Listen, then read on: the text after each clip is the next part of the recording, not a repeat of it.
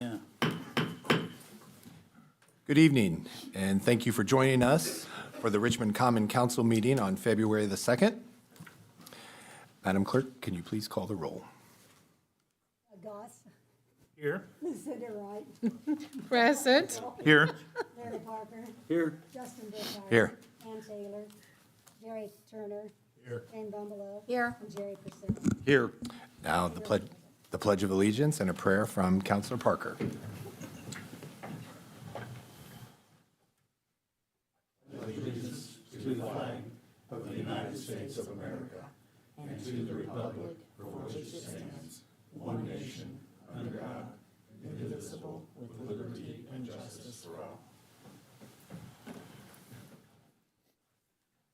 Lord, we thank you for our many blessings and ask for continued blessing for our armed forces and for all the citizens of Richmond, Indiana.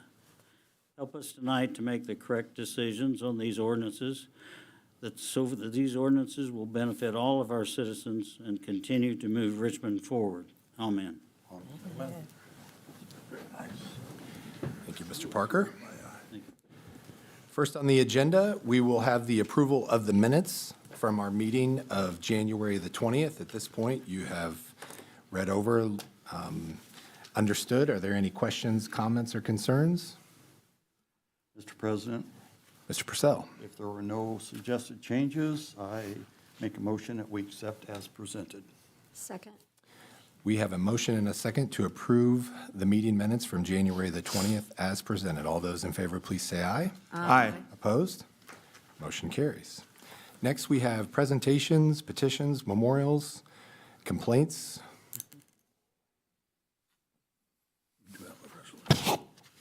No complaints?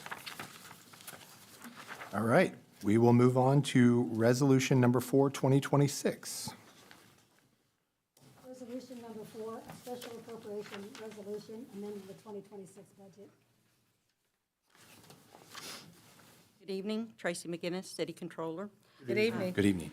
Tonight before you is Resolution Number 04-2026, as required by council to review and approve the special appropriations amending the 2026 budget.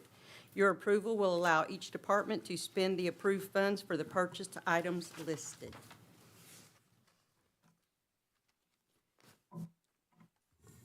Mr. President, Mr. Purcell. I would like to make the following motion for changes in this particular resolution. To amend the resolution? Yes. Number 1 would be to take Code Enforcement 1101-0318, 301-3999,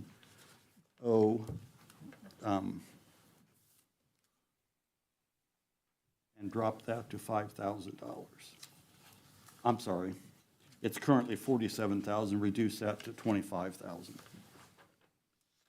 Next, I'm sorry, which one is that? that is Code Enforcement 1101-0318, 301-3990. And that's for emergency teardowns? Yes, Yes. emergency demolitions. Yep. Next is Code Enforcement 1101-0318, 312-3950. The ask was $10,000. We have reduced that to $5,000. And those are charges related to the unsafe building? You're right. Well, to weed enforcement, et cetera. Next, we go to the Board of Works. And we want to take Murphy Elevator Services 1101-0077-301-3990 from $10,000 requested to $5,000. We are taking, or would like to make a motion to change Bader Mechanical Services from $7,050 to $2,500. Which one was that, sir? Bader Mechanical Services under your Board of Works. What were the numbers? From $7,050 to $2,500. And Tracy is following me on this, okay? Flow Right Plumbing repairs, Currently, they're asking for $10,000. We're appropriating $2,500. Next, we go down to police contractual services, which is 1101-0370-301-3990, and that is Essential Elements Digital Community Development, and we are striking the $6,000 requested to zero. Next is, I'm sorry, Mr. Purcell, which one was that? that was Essential Elements, Right here, okay. Digital Community Development. It's basically social media. Okay. And next, we are police training, 1101-0370-312-3911. They wanted to put $25,000 on a credit card. And we elected to suggest that they do this through the controller's office, and because there's plenty of time to schedule these classes, and then we can pay them with a PO, rather than have a credit card with $25,000 on it. So we struck that down to zero. Police travel, now that is something that officers do expect not to have to spend out of pocket when they're at training. So we reduced that from $20,000 to $10,000 for now. And those are the changes that we're making the motion to make. And let me explain that we went through this. Many of these things we can add to later if we need to, but by history and for other reasons, these are the motions we came up with in a real nice long group discussion before this meeting. Before we have any questions for the Finance Committee, Tracy, do you want to add anything to Mr. Purcell's commentary? Yes, I think it's important to note that these are just merely reductions. It's not that the departments are not going to get the money. They are. They just need to ask for it at the appropriate time. Now is too soon in the year to be issuing a blanket for $25,000 when in 3 months they're only going to use $7,000. So it's just a temporary reduction. The departments will have to come back and ask for funds later, and then we'll go through this process again. But it's a good process. It's working. Mr. President? you. Tracy, so you support this? You're in favor of this? Yes and no. Yes, I think it's a good process because I think it's an opportunity for the administration to earn the council's trust once again. It is, on the other hand, it is a very time-consuming process, not only for myself and my department, but also for the department heads. So, yeah, I mean, there's good and bad. And I hope that we can show, and the department heads can show that, you know, we're being honest and upfront in what the city needs to function, and that we're not overspending or spending frivolously for anything. We don't do that. My office, I have a very good staff that look to where every purchase is coded. It's coded in the right place for the right item. If not, it gets kicked back to the department and they have to deal with it. But yeah, so yeah, there's good and bad. Mr. Engel, I'd also like to add with Tracy here that she has been a great help in this process. As we ended last year and began the budget discussion, we really wanted to instill trust and regain trust in our community. There's been a lot of discussions about, things, taxes that never sunset, and there have been discussions on the food and beverage tax and the pending wheel tax, and a lot of questions about where this money is going and how it's being spent. This is an opportunity, an attempt, a successful attempt so far, to have oversight and to basically discuss these items, that the blanket PO, this forces the department heads to be more thoughtful with their request. And we've talked to department heads about this, is that right? And we've gotten their opinion about, are we just slowing down the process more?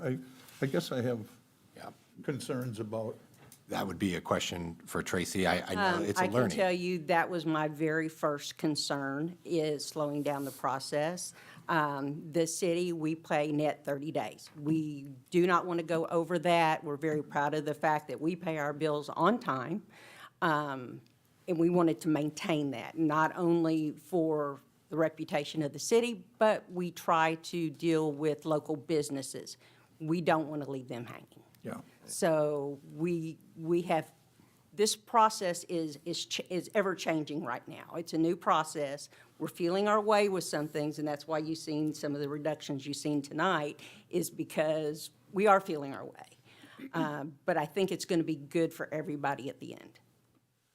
So we are doing this because we are trying to gain the public's trust again And and also Accountability. accountability. accountability. Accountability, and I think too that, you know, we're listening to the constituents of the community, and when someone asks, I think transparency and accountability are at the forefront. And I know we communicate with the city administration, and it's ever-changing, it's evolving. It's going to be clunky, but I also think that we're council for a reason, too. Absolutely. Mr. President. Mr. Purcell?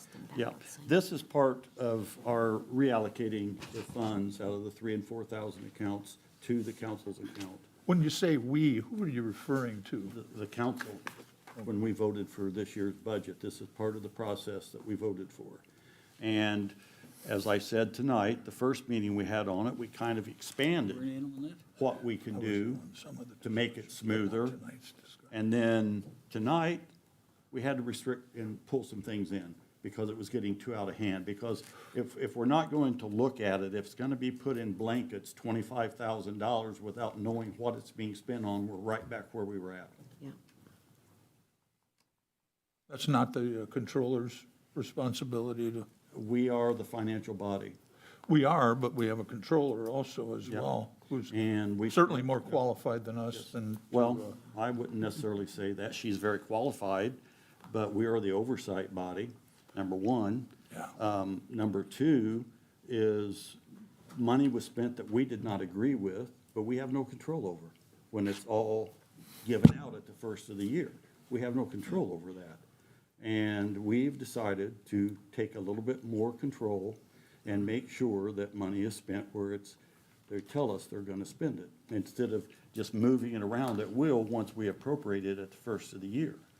And it's gonna work well. Tonight, we had to pull the bubble in a little bit on this because of the amounts they were wanting to put into blankets. And it worked well. We discussed everything with everybody and gave other reasons. You know, we just laid off 21 people, and we need to take it very seriously. But we're not saving money, right? I don't hear we that might- we might. as part of this discussion. We might be, because if We we might be. appropriated up front in bulk, as a past department head, at the end of the year, I'm gonna look through what I haven't spent and find a way to spend it. Where this, Isn't that why we get monthly budgets to look at, or monthly expenditures? And I guess I just have a concern that we are overstepping our responsibilities. not at all, we're finally meeting them. I don't know about that. Well, I wonder. So in essence, I guess we'll find out, huh? yeah, hopefully we'll save enough money this year to work toward our 3-year goal of balancing the budget. Yeah, and Yeah. I understand that. We have to do some things this year. I'm not sure it's this, but I know we, so in essence, this is a check and balance, more or less. Yes. That's correct. Yes, I mean, just calling it what To it was. simplify it, yeah, to just There simplify. was a $106,000 lawsuit last year that we symbolically voted against. Right. And the money was spent, and that was taxpayer dollars. And that's why some of these changes are in place. And the system's not going to be perfect in the beginning. Oh, no. But if we can put more minds together and work together to make a better tomorrow for the community, you know, I think that's what we all want. Yes, sir.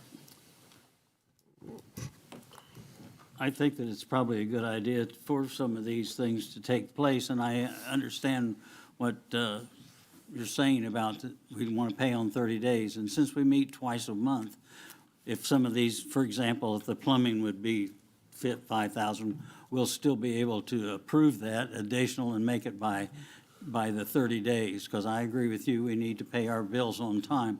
The thing that, That's one of the things that the committee has given me leeway to do. Anything of that nature, emergencies, things that we have to pay before the next committee meeting, I am able to go ahead and issue a PO for. It gets put on the resolution, and you will see PO number on that resolution and know that it has already been issued and it's in the process to be paid.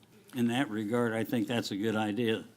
The thing that I don't like about this is the fact that what we received through our packet does not indicate any of these reductions whatsoever. And to try to go down through our packet versus what the Finance Committee has done is very, very difficult to do. And in the future, if you guys are gonna, if the Finance Committee is going to do something like this, I'd like to have a breakdown just like what the Finance Committee had. Because we, the people who are not on the Finance Committee, had no idea this was gonna happen. Right. No, I understand. I really do. It's just that we've made it so that we're going to meet and approve these before the meeting, so they only take one night to do. And that's what created that, but I'm sure that I can work with Tracy in a way that while we're doing this, we can change the numbers on the spreadsheet, bring them to the meeting. Yes. It'd be an easy fix. Yeah, we can do that. I can bring my laptop into the meeting. I can change them in my system and just go ahead and have everything printed for you to review the same night. All right, thank you. And Tracy- Mr. Look, I just want to say thank you, because I do realize doing the changes and doing what you do, it is time consuming, and I really do appreciate all that you put, all the time and effort that you put into it. Thank you so very much for doing a great job. Thank you, I appreciate that. And just for further clarity, for example, the very first item that we addressed on code enforcement, the emergency teardowns for 47,000 changed to 25. In that meeting, the mayor had stated that an approximate number of $12,000 is what it took to tear a home structure down.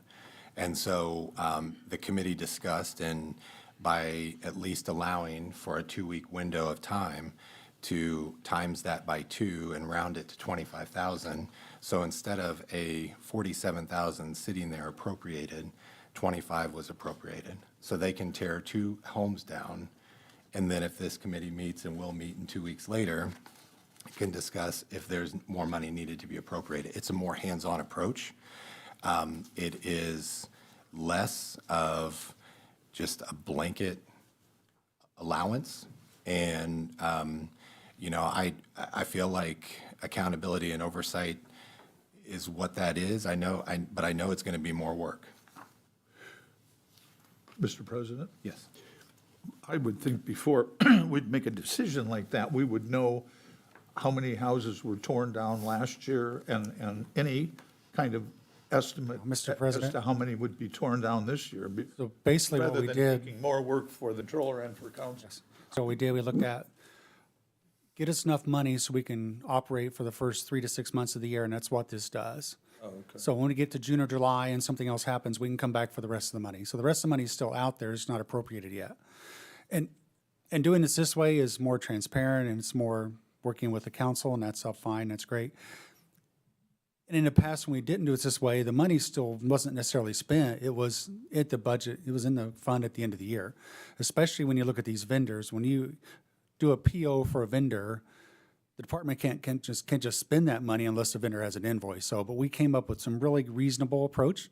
I think it's very reasonable, very workable, that It's not going to hold up the city if we need emergency demolition next week. We now have the money to do it. Assuming you pass this tonight, we now have the money to do it. And then if we get a couple of them that happen quickly, which pray that we don't, we may not even use 25,000 all year. It may be a quiet year, so.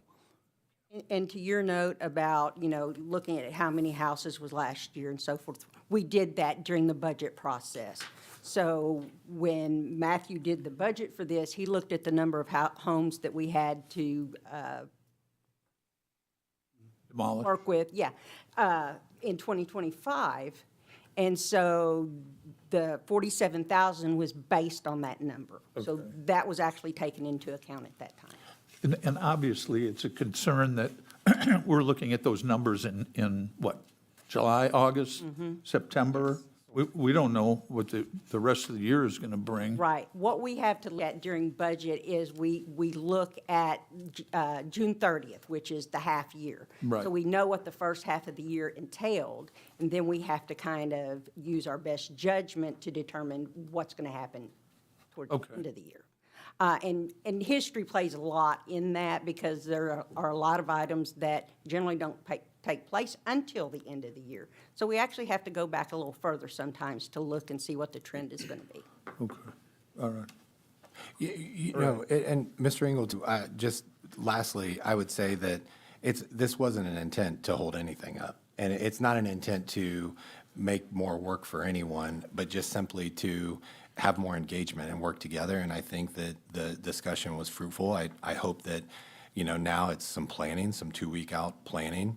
And it's going to take some flexibility. I want to be transparent and honest when people ask me questions instead of saying, I don't know, I hope so. And This is going to allow us to do that. well, in my opinion, that depends on the person, I guess. But I feel like the discussion was fruitful today. Yes, President. so.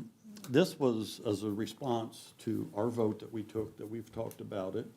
And we have so far worked very well together on this. And we passed the budget with this in it, that this process was in it. Anything over $5,000, we are going to look at. Anything below that, we're not. And, when you look at the amount of money of our city budget and to just appropriate it at one time at the first of the year, and us being the fiscal body, like I said earlier, I don't think we were fully doing oversight. We weren't, what, I'm sorry? Fully doing oversight Oh. in a way that we had any control. Okay. And it's also a lot more work for the finance committee. But that's okay, because that's our job. What other discussion questions we have on Resolution for 2026? Mr. President, Mr. Goss. I make a motion that we approve amended resolution for 2026. Second? Mr. President, do you want to vote on the amendment or have a second to the amendments Carrie made? Oh, did you make a motion? Yes, I made a motion. Okay, I read through the. Okay. Second? And I'll second it. okay. 2 seconds. We've got 2 seconds. So we just need to vote on it. So we have a motion and a second to approve the amendment. To amend the resolution for 2026 as presented by Mr. Purcell and the Finance Committee. All those in favor, please say aye. Aye. Opposed? Motion carries. Mr. President, Mr. Goss. motion to approve amended resolution for 2026. Second. We have a motion in 2 seconds to approve the amended resolution number 4, 2026. All those in favor, please say aye. Aye. Opposed? Motion carries.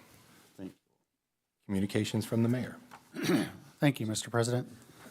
Since we've last met, we had the really bad winter storm, as you're well aware, and we started running low on salt, but we did pretty good. And our street department did really good job with the equipment and materials they had. So we're giving them some kudos, but one of the things I want to say is, I have an audio clip here from a citizen who called in to complain about their street not being plowed, and they went back out and plowed it. And I tried this, WCTV, I played this on the monitors earlier, so you should be able to hear this on WCTV and on the monitors. I called earlier today today is Wednesday, of the week of the snow, and this is a thank you. Can we restart it? I called earlier. I don't know what they're saying. Today is You're saying thank Wednesday, you.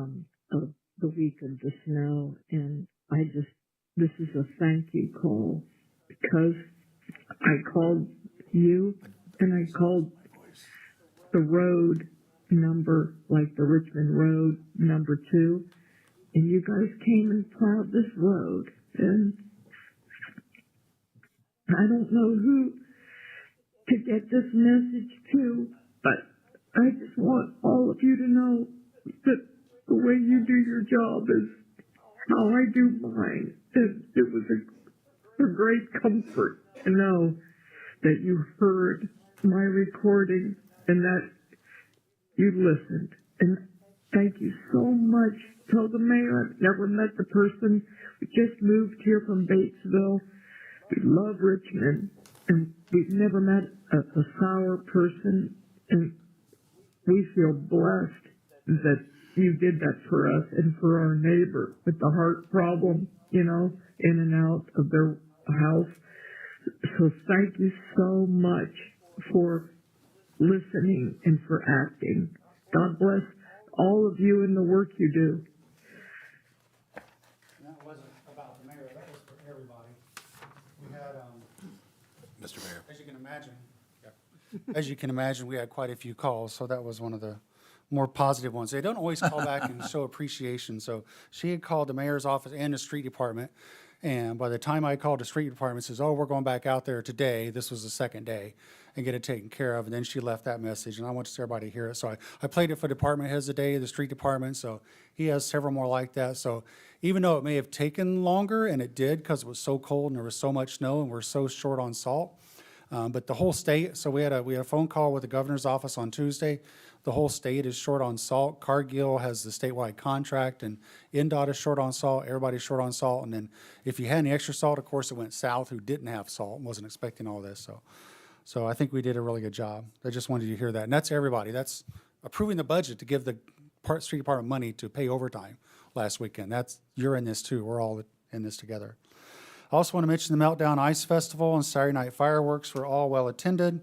So kudos to the organizers, volunteers, Parks Department, and Street Department for another excellent event. With all that snow, normally the Parks Department can clean stuff out good, but the Street Department had to come in with dump trucks and had to literally remove snow from Elstro Park and take it elsewhere. And I don't know where they dumped it, probably somewhere in the county, but that's for another joke for another day.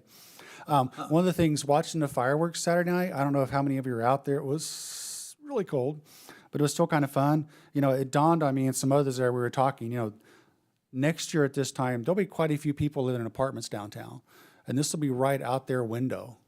So watching fireworks out your window from a downtown apartment instead of being out in the cold, it'll be different.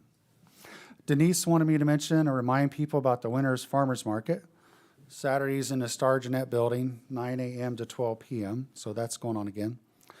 And one more thing, because today is Groundhog's Day. So I don't know if you watched Punxsutawney Phil or not, but the park beaver did not see her shadow today. So for Richmond, we're calling for fewer than 6 weeks of winter remaining. So there you go. Well, there you go. We don't have a name for the park's beaver that I've been able to find, but Denise is looking. Randy, But it's a she, we decided. Rory. Thank you. Priscilla. Mr. President. Mr. Engel. So where are we with salt? We don't have any, or we have some? We have some, so We're if you expecting if more. you follow the salt truck, you'll notice that for the first time in a long time, they mixed sand with the salt to make it go farther and did the intersections, and it was so cold, it really is not very effective. So if we have another good snowfall, we can salt one more time, and then we're in trouble, but we have NDOT's number, and they're willing to bring us salt from another district if we need it, a 100-ton truckload at a moment's notice. But for right now, we had a thought of asking them then, because we're so low, but they just said, just hold off, because we could be there in half a day.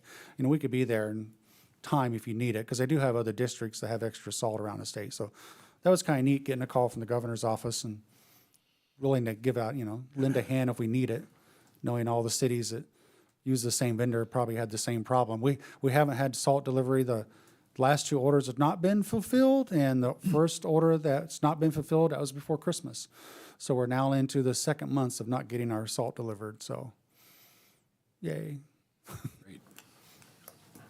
And I know it took the airport, Rodney and them guys did a really good job, but it took them days to get the airport clear, but the airport got back open as soon as it could. Thank you. Any other questions for the mayor? Hearing none. In your packet, you received the minutes from the January 15 meeting of the Board of Public Works and Safety. Are there any questions at this time? Okay. Reports from department heads, standing committees, special committees, and/or organizations.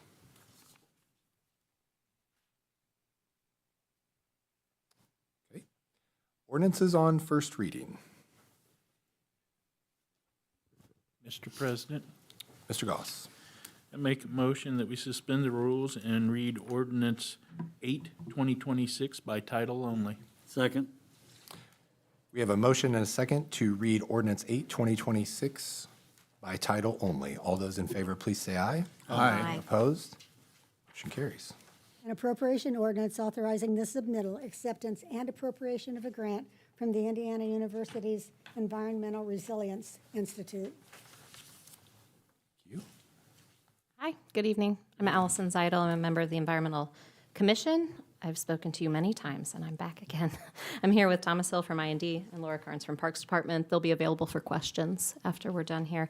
So we have come to the Commission in the past 5 years. This will be our 4th time to ask for permission to enter into a cohort with the Indiana University's Environmental Resilience Institute.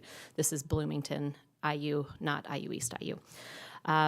We have had very successful work within these cohorts in the past. We have done things like greenhouse gas emission inventory, but most recently we did a grant relationship with them that brought us over $120,000 value in tree plantings, and they were in some more vulnerable parts of the city. They are taking care and maintenance for 3 years. So it was a really successful cohort. That was one that we did in 2024. We had a McKinney Climate Fellow from IU who managed that program for us, so it doesn't take a huge amount of time from the city. So we've been really, really happy with these cohorts. They've gone really well. And this is essentially IU holding the hands of a lot of communities that just need a little extra help. Usually technical guidance or guidance by peer exchange. But also some actual physical things like trees and plantings and things like that. So this year, the cohort is for an urban management plan, which is different than an urban master plan, and we'll have Laura explain that to you a little bit so you understand the difference there. Again, the McKinney Climate Fellow would again be with us in spring, summer, and then a little bit also in the fall to help manage that. They'd be under the direction of Thomas Hill. Conservative value of this year's cohort would be $60,000 to $80,000, which is wonderful. Something that I'm assuming we cannot afford in our city budget right now, so it's nice to have IU's support on that. The cost to participate is generally the same almost every year with this cohort. This year it's about $3,700, so very minimal for that $60,000 to $80,000 exchange. TL has carved out money in his tree budget. This is a really good financial move for him, as you can imagine, to help on the management side of figuring out how to deal with problems before they come severe, extreme, public danger type of problems, deal with them in advance and be able to see in advance what's coming at us. So this permission slip that we're asking for is not actually as urgent as the one that we brought you in December, but the sooner we get approval to enter the cohort, the sooner IU can get organized and the sooner they can get the cohort going. Not all of the communities that participate have to go through council to ask for permission, and so we're kind of unique in that. So sometimes it can hold up the whole cohort, but it's not quite as critical as it usually is when we come to you with these last minute things. So we'd love for your permission to enter this cohort. Laura can explain to you right now the difference between a management and master plan, and then if you have additional questions for Thomas, we can take those as well. Yes, and also just to update, I am currently about starting my 5th week of the graduate studies program in urban forestry, and it is really just amazing how practical everything is to the work that we're doing.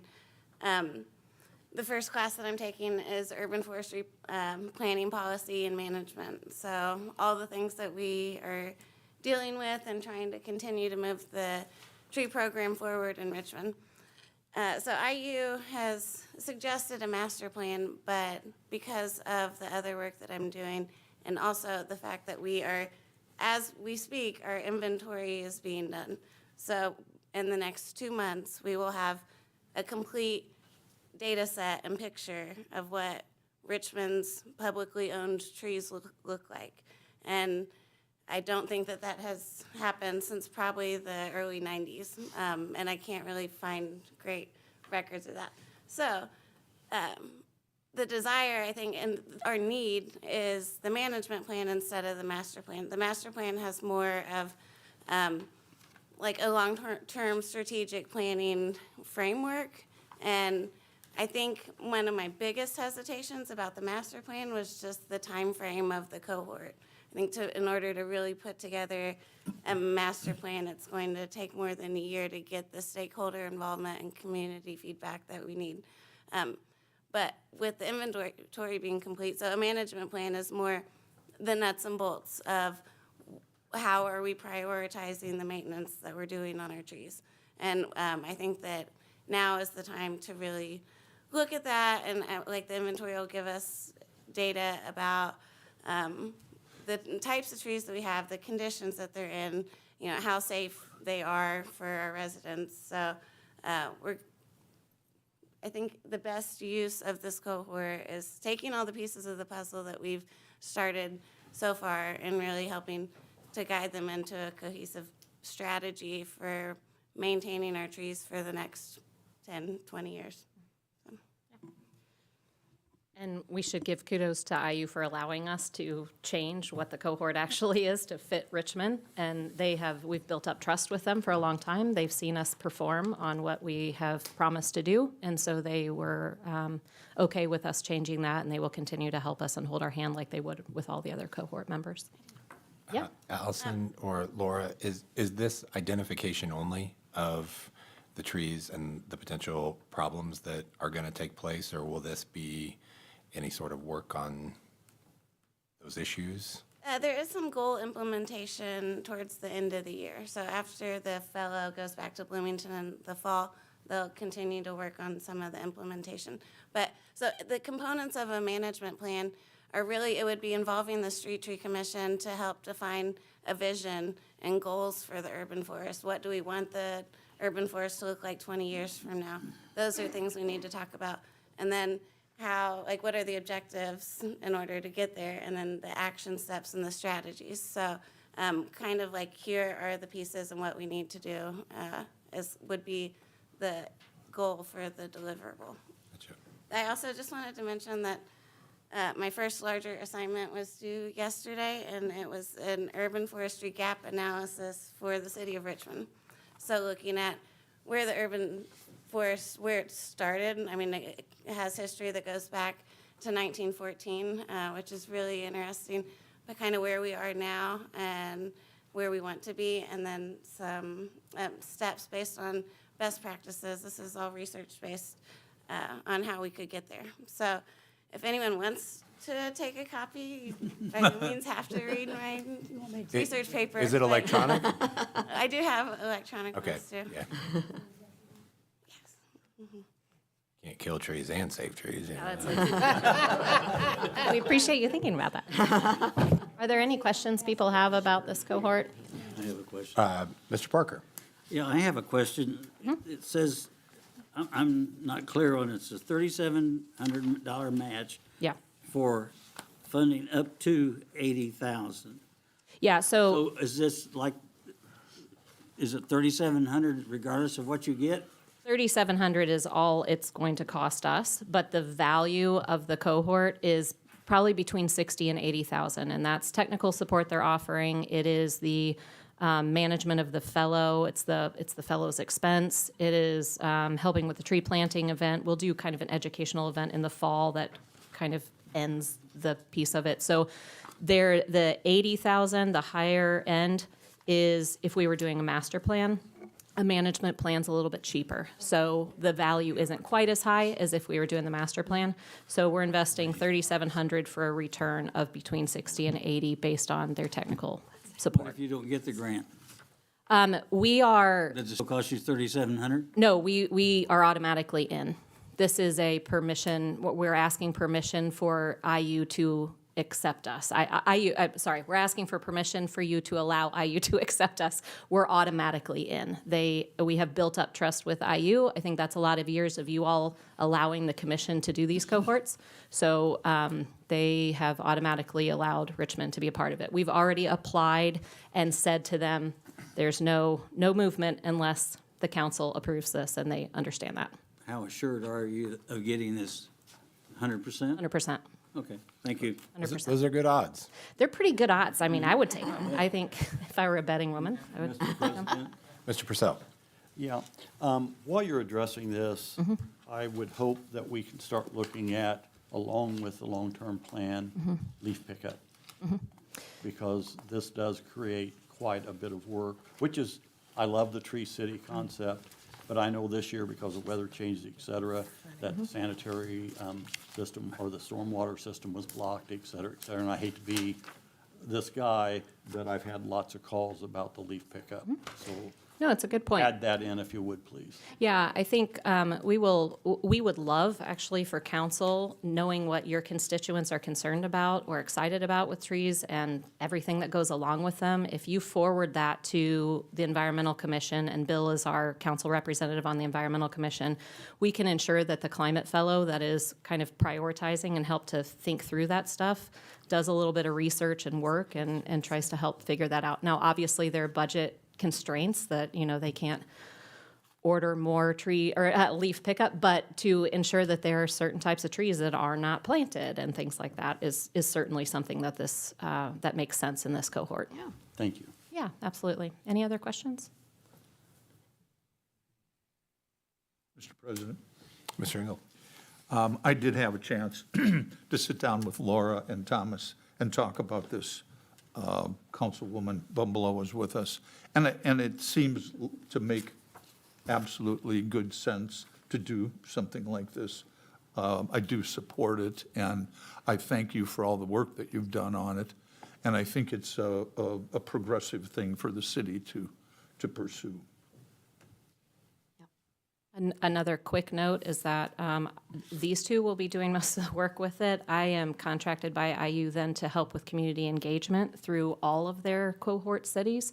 And so I'll be helping Richmond on the community engagement side too, to ensure that the public is involved in this process. So something we forgot to mention with that.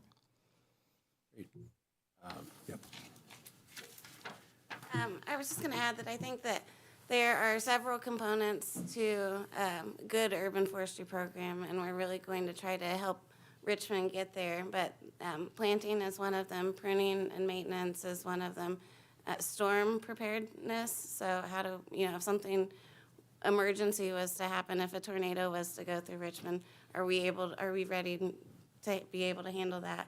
And then also the one that's going to affect us most quickly is our risk management. So with the inventory, we are finding out these hazardous trees, and Davey has conducted about 2,000 tree assessments so far, and did some quick math. About 2% of those trees are coming back high risk and recommended for removal immediately. So how are we going to manage all of those things as we find that information out in data? So I think the timing of it, I thought it was mine for a minute. I think the timing of it is really critical for Richmond, and it couldn't be more perfect with the completion, like following the inventory. Mr. President, Mr. Turner? I move that we suspend the rules and advance ordinance 8, 2026 to second reading, read by title only. Second. We have a motion, a second, to suspend the rules, move ordinance 8, 2026 to second reading and read by title only. All those in favor, please say aye. Aye. Opposed? Motion carries. An appropriation ordinance authorizing the submittal, acceptance, and appropriation of a grant from the Indiana University's Environmental Resilience Institute. Okay, this ordinance is on second reading. Are you here to speak in favor of? If you have any additional questions, I'd love to hear them, but we'll allow people to speak Okay, against. all right. This being on the second reading, this is public hearing, so is there anyone in the audience that would like to speak in favor of Ordinance 8, 2026? President? Mr. Purcell? Yes, I met with Beth on this because the time frame for application would have ran out before this meeting. And I called you and talked to you about it and gave them permission to go ahead. And so they've already filed for this. And tonight, the Finance Committee met on it and recommendation is for passage. Thank you. Any last call for those that like to speak in favor of Ordinance 8? Is there anyone in the audience that would like to speak against Ordinance 8, 2026? Move for engrossment. Second. We have a motion and a second to engross. All those in favor, please say aye. Aye. Opposed? Call the question. Second. We have a motion and a second. Madam Clerk, can you please call the question? Doug Goss, Aye. Lucinda, Aye. Bill Engel, Aye. Larry Parker. Aye. Justin Burkhart, Aye. Gary Turner. Aye. Jane Bumblelow. And Aye. Jerry Purcell. 8 Aye. in favor. Congratulations. Thank you. You're welcome. Okay, now we'll move on to ordinances on second reading. Ordinance 6, 2026. An appropriation ordinance amending the 2026 budget. I believe we had someone here to discuss at the last meeting. Since it's on second reading, is there anyone in the audience that would like to speak in favor of Ordinance 6, 2026? Anyone that would like to speak in opposition of 6, 2026? Mr. President, Mr. Purcell? the Finance Committee met on that this evening on this ordinance, and our recommendation is for passage. Thank you, Mr. Purcell. Motion to engross. Move for engrossment. Well, we had a motion Second. Oh, and a second to engross. All those in favor, please say aye. Aye. Opposed? Motion carries. Call the question. Second. We have a motion and a second. Madam Clerk, can you please call the question? Doug Goss, Aye. Lucinda Wright, Aye. Bill Engel. Aye. Larry Parker. Aye. Justin Burkhart. Aye. Gary Turner. Aye. Jane Bumblelow. Aye. And Jerry Purcell. Aye. 8 are in favor. Thank you. Ordinance 7, 2026. An appropriation ordinance amending the 2026 budget. Thank you. This is on public hearing, being second reading. Is there anyone in the audience that would like to speak in favor of Ordinance 7, 2026? Is there anyone that would like to speak in opposition of Ordinance 7, 2026? Move for engrossment. Second. We have- Mr. President, Yes, Mr. Purcell. the Finance Committee met on this, and our motion is for approval. Thank you. So we have a motion and a second to engross. All those in favor, please say aye. Aye. Opposed? Motion carries. call Call the the question. question. Second. Madam Clerk, will you please call the question? Doug Goss, Aye. Lucinda Wright, Aye. Bill Engel, Aye. Larry Parker. Aye. Justin Burkhart. Aye. Gary Turner. Aye. Jane Bumblelow. Aye. And Jerry Purcell. Aye. 8 are in favor. Yeah, you know I'm taking this personal, Karen, right? Hard not to make a joke. Did you call you Linda again? She just forgets my name. Lucy, are you good? Get it? Is there any other business that needs to come before council this evening? Move for adjournment. Second. We have a motion and a second to adjourn. All those in favor, please say aye. Aye. We're adjourned. No, it's on my tip of my RP&L?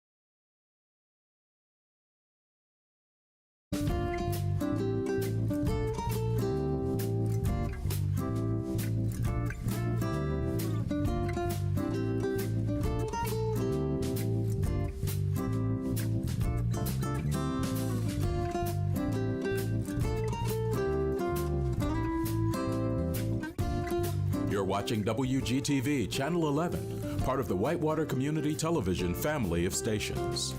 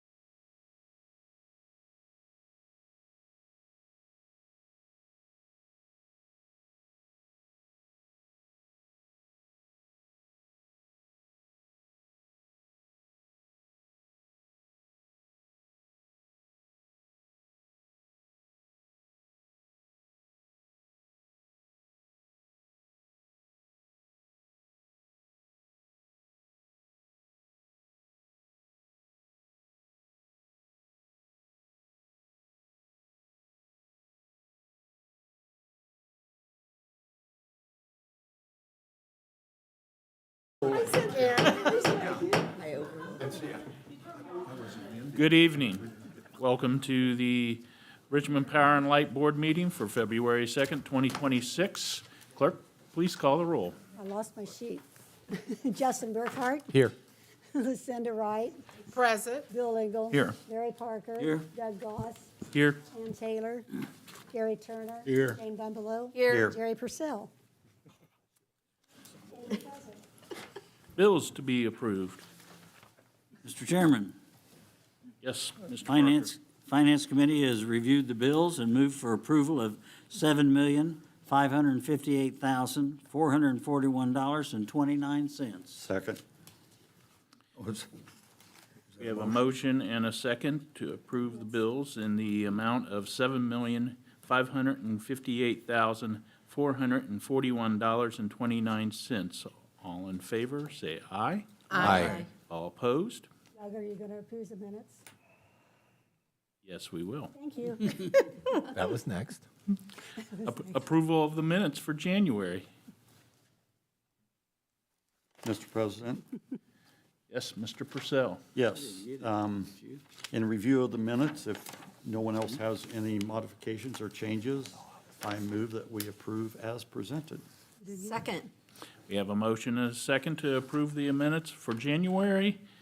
All in favor, say aye. Aye. All opposed? Motion approved. Remarks by the chairman. I didn't this time. We'll turn this over to Tony. Right. Well, good evening, everyone. Good evening. Evening. So a few things tonight. The first item I'd like to discuss is an action item, and we are requesting permission to request bids for one new 2026 or newer Class 7 extended cab 4x2 truck with a dump body as previously approved in the 2026 capital budget. We have a potential trade of a 2011 International 4300 4x2 dump truck. The reason I say potential trade, the way we have our bid specs set up is we ask for a price with and without trade. And we have recently had some equipment that we did not trade in, and it reached its end of useful life. And we had a really good experience with an auction site that allowed us to get more money than we expected. So we may, depending on what the trade value is, we may look at doing that for this piece of equipment. So anyway, that's why I said potential trade. Just wanted to clarify that. But we are requesting permission to go out to bid for this particular vehicle, like I said, as previously approved in the budget. So moved. Second. We have a motion to authorize the general manager to receive bids on one new 2026 Class 7 extended cab truck with dump body. All in favor? Aye. Aye. All opposed? Motion carries. Thank you. Tonight, as we do typically in February, we will review our system reliability from 2025. I know we do this every year, so I won't go in as much detail as I have in years past, but we did have a good year in 2025. So when it comes to reliability, continuity of service is important to the success of RP&L and contributes greatly to the economic development in our community. Customers and site selectors can place as much or greater importance on reliability as they do the rates. So we are continually working to improve our customer service and positively impact economic development by trying to do our best to improve reliability. I even went to Google AI, and Google AI says electric reliability is now a top-tier factor in industrial site selection, frequently surpassing labor or incentives for projects like data centers and manufacturing. So you know it has to be true if Google AI says it. Put that on a Facebook page. That's right. Smarter than us. So our service reliability index did improve this year over the past 2 years. We were in the 99.97-ish range the past 2 years. We are now 99.9851. A lot can be attributed to that. You know, some of those years we had some pretty bad storms, which can really mess up your reliability if you have a storm when you have people out for a couple of days. But a lot of what we do also attributes to that, and that's things like tree trimming and some other things that we'll talk about next.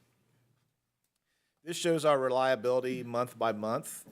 I know that's up and down, but I'd like for you to look at the far left. So that's 99.96 through almost 100% was our reliability month to month. Our best month being July at 99.9979%. So that's about as close to 100% as we'll probably get. That's pretty good stuff.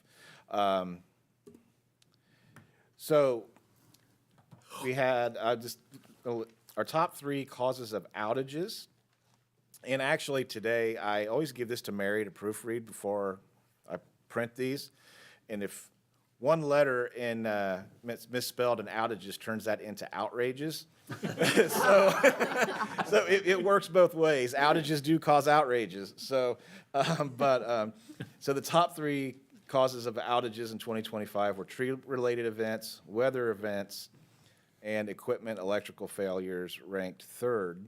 And a lot of times the tree-related events are also attributed to a storm, but when it's a tree, like you can see there, that was caused by high winds. We count it as tree. That was just recently, actually, on the edge of Oak Park, an early morning outage. Our largest equipment failure occurred on Straight Line Pike when a step-down transformer failed. This set of lines we share with another utility because it's the edge of our service territory. Their line was dangling, and we have a hunch that that's what caused our equipment failure. And so what it did cause a transformer to fail. 358 customers were without power for 172,000 plus minutes. When this outage occurred, I have it noted, it was -4 degrees that night. So that was not a fun one for us. The most significant weather event of the year occurred on June 18th when a storm hit the area, causing fallen trees, opened up a couple different circuits, broke cross arms, and broke poles. This affected over 2,000 customers and 171,000 lost customer minutes. We usually try to get pictures, but everybody was so busy on that storm. All I could pull up from that storm was our Facebook post. And so it's always a reminder for everyone that we always try to post everything on Facebook to keep everybody up to date, especially during long outages. We had 8 vehicle accidents that caused outages this year. We had one on October 6th that caused 65,000 customer minutes to be lost, one on November 20th that caused 40,000 plus customer minutes to be lost. That one on October 6th was actually hit and run. It always amazes me that someone can take out a pole and keep driving, but it happens. Animals. So I have listed here, I know we're talking about 2025, but our largest animal-related outage in 2024 was when a squirrel got into the Williamsburg substation, knocked it offline, and affected 1,600 plus customers for 40,000 minutes. We're happy to say we did not have any outages inside a substation in 2025 due to animal contact. Again, we're constantly working on animal guards and other things to keep the critters out.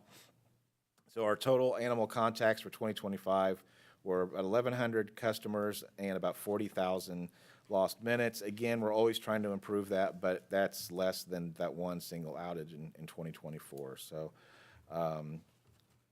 squirrels create a lot of havoc.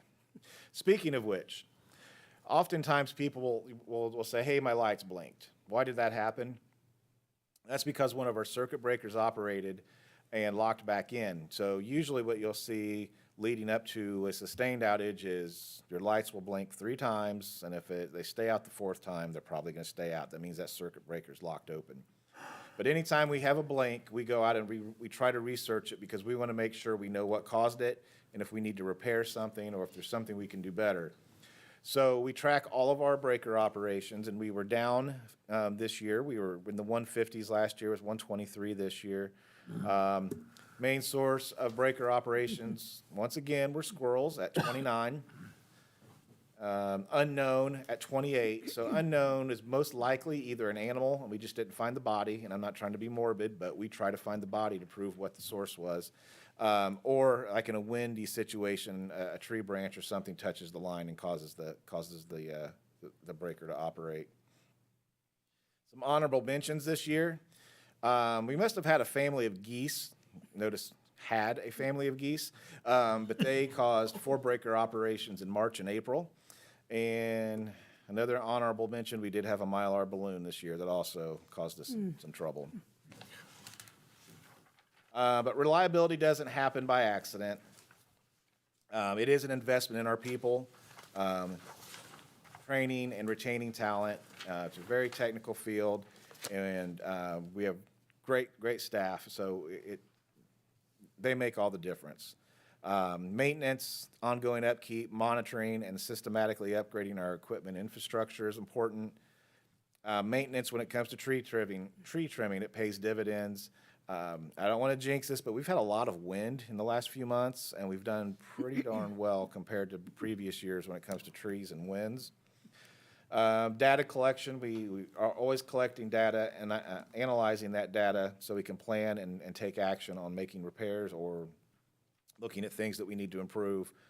And then, of course, maintaining financial reserves for emergencies, because it is very important that we're able to act in a timely manner, especially in a situation where maybe we would need mutual aid or something like that. And I'd like to give a big thank you to Dave Stevens. He's our system planning engineer.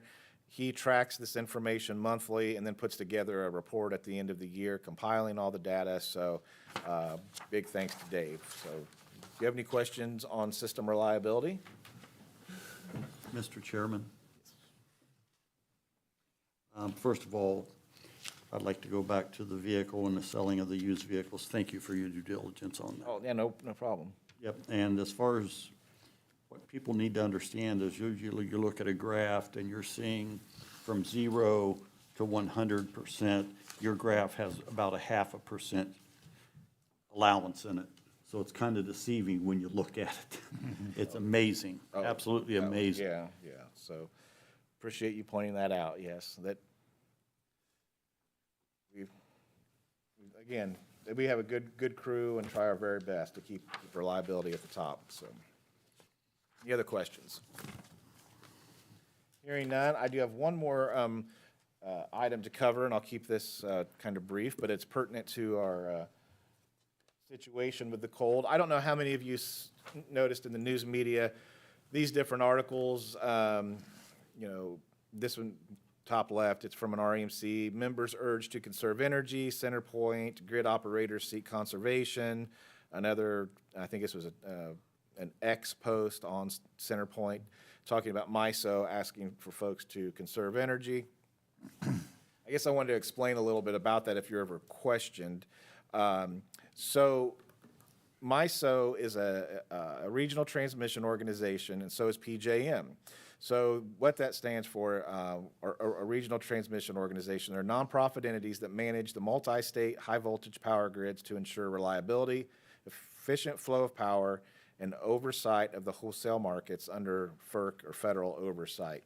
So we are in PJM. So you can see a little bit's carved out there in Indiana, picks up a little bit in Illinois. But basically the whole East Coast, or going towards the East Coast, is in the PJM interconnect. So PJM has different levels of conservation, and during this particular storm, this cold weather that we're experiencing, they did issue a conservation operation notice on the 24th. And then on the 27th, which I believe was last Tuesday, they did issue a maximum generation emergency load management alert, basically saying, hey, we're getting near our capacity. But it never went beyond that. So being in PJM, that's when we are called upon to, or actually IMPA is called upon to operate the Whitewater Valley Cold Generation Facility, which was operating last week. So that's when you start to see those types of generation called to come online. So with with Whitewater Valley, with the peaker units, now the battery, we have a lot of resources available to us in our community that other communities don't have when we're in a pinch like this. So we're very, very fortunate. But again, if you did get any questions about all these alerts, most of those were applicable to MISO.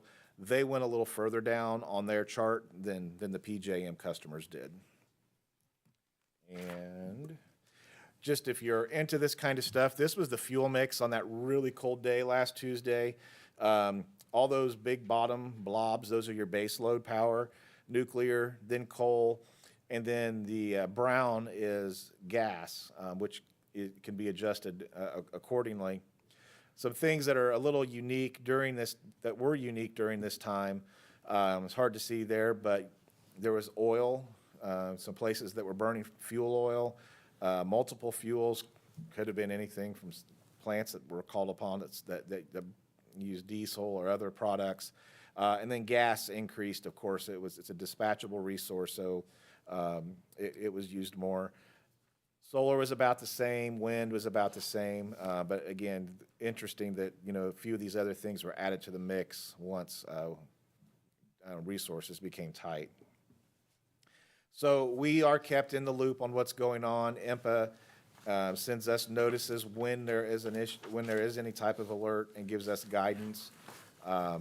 So, and again, like I mentioned, the generating plant was also operating, which covered the majority of our load. We did reach into the high 140s. We're typically about a 120 megawatt day, but we did reach into the 140s during this cold snap. So anyway, would entertain any questions that you have. Do you have any questions from Mr. Foster? Thank you, Tony. Thanks. Thank you. Do we have any unfinished business? Hearing none. Move for adjournment. Second. We have a motion and a second. All in favor? Aye. Anybody opposed? We are adjourned. Thank you. Thank you.